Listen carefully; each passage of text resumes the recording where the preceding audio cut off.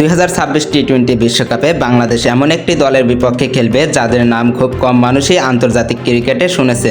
দলটি হলো ইতালি। আইসিসির পরিকল্পিত গ্রুপ অনুযায়ী England, West Indies, Bangladesh, Italy এবং নেপাল একই গ্রুপে থাকবে। তাই গ্রুপ পর্বেই বাংলাদেশের সামনে নতুন প্রতিপক্ষ হিসাবে আসবে ইতালি। আন্তর্জাতিক ক্রিকেটে ইতালির নাম বড় কোনো শক্তি হিসাবে শোনা যায় না, তবে ইউরোপ অঞ্চলের বাছাইয়ের ভালো খেলে তারা এবার ক্রিকেট বিশ্বকাপের টিকিট পেয়েছে।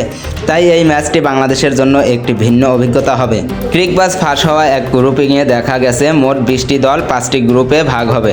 প্রত্যেক গ্রুপে থাকবে 4টি করে দল। লিগ পর্বের পর 2টি দল যাবে সুপার এইটে যাবার আবার 2 গ্রুপে ভাগ হবে 4টি করে দল।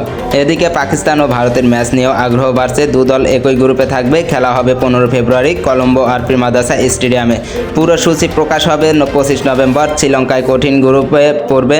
তাদের সঙ্গে থাকবে অস্ট্রেলিয়া, জিম্বাবুয়ে, আয়ারল্যান্ড ও ওমান। আর আরেক গ্রুপ থাকবে দক্ষিণ আফ্রিকা, নিউজিল্যান্ড, আফগানিস্তান, সংযুক্ত আরব আমিরাত এবং কানাডা। আগেই জানা গেছে 2026 টি-20 বিশ্বকাপ চলবে 7 ফেব্রুয়ারি থেকে 8 মার্চ। ফাইনাল হতে পারে আহমেদাবাদ বা কলম্বোতে।